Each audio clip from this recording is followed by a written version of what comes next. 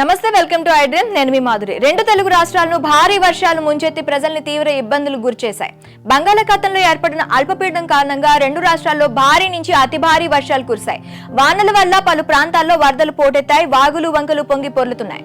వరదల వల్ల పలు ప్రాంతాల్లో రోడ్లు, రవాణా వ్యవస్థ కొట్టుకుపోయాయి. జనజీవనం స్తంభించిపోయింది. తెలంగాణలోని ఉమ్మడి ఖమ్మం, సూర్యాపేట, మహబూబాబాద్ జిల్లాల్లో వరదలు తీవ్ర నష్టాన్ని మిగిల్చాయి. ఈ నేపథ్యంలో భారీ వర్షాలు, వరద ప్రభావిత ప్రాంతాలను ముఖ్యమంత్రి రేవంత్ రెడ్డి స్వయంగా పరిశీలించారు. ఖమ్మం పట్టణంలో మున్నేరు వరద ప్రభావిత ప్రాంతాలైన Rajiv Gruhakalpa colony, FCI road, Bokkalagodda colony, Peddathanda తదితర ప్రాంతాల్లో పర్యటిస్తూ బాధిత కుటుంబాలను పరామర్శించారు. ఊహకందని విధంగా దూసుకొచ్చిన మున్నేరు ఖమ్మం ముంపు ప్రాంతాల వానలను కోలుకోలేని దెబ్బతీసింది. నిద్ర లేచేసరికి తరుముకొచ్చిన వరద పుట్టెడు శోకాన్ని మిగిల్చింది. కొందరు ఇళ్లపైకి ఎక్కి సాయం కోసం ఆహాకారాలు చేశారు. మరికొందరు బంధువుల గృహాలు, పునరావాస కేంద్రాల్లో తలదాచుకున్నారు. మున్నేరు శాంతించిన తరువాత స్వగృహాలకు చేరుకొని ఆనవాళ్లు కోల్పోయిన ఇల్లు, రూపురేఖలు మారిన కాలనీలను చూసి కన్నీరు మున్నీరు అవుతున్నారు. కట్టుబట్టలతో రోడ్డున పడ్డామని పలువురు బాధితులు ఆవేదన వ్యక్తం చేస్తున్నారు. ఉమ్మడి ఖమ్మం, వరంగల్, నల్గొండ జిల్లాల్లోనూ ఇదే పరిస్థితి ఉంది. తెలంగాణలో సుమారు 5,000 కోట్లకు పైగా నష్టం జరిగినట్లు ప్రభుత్వ ప్రాథమిక అంచనా. రహదారులు తెగిపోవడం, వంతెనలు, లో లెవెల్ కాజ్వేలు, జాతీయ రహదారుల విధ్వంసంతో తీవ్ర నష్టం వాటిల్లింది. నీటిపారుదల శాఖ పరిధిలో 196 చెరువులకు, ప్రాజెక్టుల కింద 64 కాల్వలకు నష్టం వాటిల్లింది. వేల ఎకరాల్లో పంట నష్టం సంభవించింది. తెలంగాణలో భారీ వర్షాలతో జనజీవనం అస్తవ్యస్తంగా మారింది.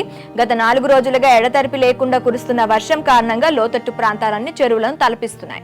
రాష్ట్రంలో దాదాపు 11 జిల్లాల్లో మరో 2 రోజుల పాటు వర్షాలు ఉంటాయని వాతావరణ శాఖ హెచ్చరించింది. దీంతో ఆయా జిల్లాల్లో కలెక్టర్లు అప్రమత్తంగా ఉండాలని CS శాంతికుమారి ఆదేశించారు. మరోవైపు భారీ వర్షాల కారణంగా ప్రజలు తీవ్ర ఇబ్బందులు పడుతున్నారు. వర్షాల కారణంగా అనారోగ్యాలతో బాధపడుతున్న నిరుపేదలకు తెలంగాణ సర్కార్ గుడ్ న్యూస్ చెప్పింది. రాష్ట్రంలో వరద ప్రభావిత ప్రాంతాలు, పునరావాస కేంద్రాల్లో వెంటనే మెడికల్ క్యాంపులు ఏర్పాటు చేయాలని మంత్రి రాజా నరసింహ అధికారులను ఆదేశించారు. ప్రస్తుతం వాతావరణ పరిస్థితి వల్ల చాలా మంది అనారోగ్యంతో బాధపడుతున్నారు. జ్వరం, జలుబు, డయేరియా, ఇతర రోగాల బారిన పడే అవకాశం ఉందని అన్నారు మంత్రి రాజా నరసింహ. రాష్ట్ర వ్యాప్తంగా వరద ప్రాంతాల్లో మెడికల్ క్యాంపులో సాధ్యమైనంత వరకు పరీక్షలు చేసి మందులు ఇవ్వాలని వైద్యులకు సూచించారు. ఏపీలోనూ అల్పపీడన ప్రభావంతో కురుస్తున్న భారీ వర్షాలకు తీవ్ర నష్టం వాటిల్లింది. ఒక్కసారిగా పొంగిన వాగులు, వంకలు, తెలంగాణలో తెగిన చెరువులు, ఆ వరద నీరంతా విజయవాడ నగరాన్ని ముంచెత్తింది. కనీసం ముందస్తు సమాచారం లేకపోవడంతో లోతట్టు ప్రాంతాల ప్రజలను ఖాళీ చేయించే సమయం కూడా యంత్రాంగానికి చిక్కలేదు. జలవనరుల శాఖ వరద తీవ్రతను అంచనా వేయడంలో విఫలమైంది. కనీసం పర్యవేక్షణ లేకపోవడమే దీనికి కారణమని చెప్తున్నారు. బుడమేరు మేజర్ డ్రైన్ ఇంతగా పొంగి ప్రవహించి ముంచెత్తడం చరిత్రలో ఇదే ప్రథమం. 2005లో వరదలు వచ్చినా ఇంత తీవ్రత లేదని స్థానికులు గుర్తు చేస్తున్నారు. దాదాపు 3 లక్షల మంది నిర్వాసితులుగా మారారు. వందల కోట్ల ఆస్తి నష్టం సంభవించింది. పేద, మధ్యతరగతి ప్రజలపై ప్రభావం చూపింది. విద్యుత్, తాగునీరు లేక ప్రజలు అల్లాడుతున్నారు. బుడమేరు వరద నుంచి విజయవాడ తేరుకోక ముందే కృష్ణా నదికి వరద పోటెత్తింది. తెలంగాణలో కురిసిన భారీ వర్షాల ప్రభావంతో సోమవారం మధ్యాహ్నం ఓ దశలో ప్రకాశం బ్యారేజ్ వద్ద 11.43 లక్షల క్యూసెక్ల వరద ముంచెత్తింది. ఉమ్మడి గుంటూరు, కృష్ణా జిల్లాలో కృష్ణా నదికి ఇరువైపులా లంక గ్రామాలు జలదిగ్బంధంలోకి చేరాయి.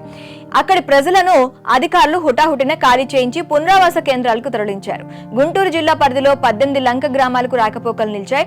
విద్యుత్ సరఫరా స్తంభించింది. మహిళలు, గర్భిణీలు, వృద్ధులు సహా వైద్యం సాయం అవసరమైన వారిని పడవల్లో తరలించారు. 2 విద్యుత్ సబ్ స్టేషన్లు నీట మునిగాయి. విజయవాడ కరకట్ట లోపల వ్యవసాయ, ఉద్యాన పంటలన్నీ నీట మునిగాయి. ఒక్కటి కూడా చేతికొచ్చే పరిస్థితి కనిపించడం లేదు. అరటి, కంద, పసుపు, చామ, కూరగాయ పంటలన్నీ నీట మునిగాయి. ప్రకాశం బ్యారేజ్ దిగువన కృష్ణమ్మ కరకట్ట అంచులను తాకుతూ ప్రవహిస్తుంది. తెనాలి, రేపల్ల నియోజకవర్గాల్లో కరకట్ట బలహీనంగా ఉన్న ప్రాంతాల్లో మట్టి, ఇసుక బస్తాలు వేసి ఎత్తు పెంచి నీరు పొర్లకుండా తగు జాగ్రత్తలు తీసుకుంటున్నారు. పెదపులివర్రు, రావి అనంతవరం, ఓలేరు ప్రాంతాల్లో గండ్లు పడే ప్రమాదం ఉండడంతో స్థానికులు ఆందోళన చెందారు. ప్రకాశం బ్యారేజ్ నుంచి ఒక్కసారిగా పెద్ద ఎత్తున నీరు విడుదల కావడంతో రామలింగేశ్వర్ నగర్, కృష్ణలంక ప్రాంతాల్లోకి వరద పోటెత్తింది. కొన్ని చోట్ల భవనాలు మొదట అంతస్తు వరకు నీళ్లు నిలిచాయి. ఇక విజయవాడ నుంచి వరంగల్, హైదరాబాద్ వెళ్లే రైళ్లలో కొన్ని రద్దు చేయగా మరికొన్నింటిని గుంటూరు, నల్గొండ మీదుగా మళ్లించారు. విజయవాడ నుంచి హైదరాబాద్ కు జాతీయ రహదారిపై వాహనాల రాకపోకలు నిలిపివేసి గుంటూరు, పిడుగురాళ్ల మీదుగా మళ్లించారు.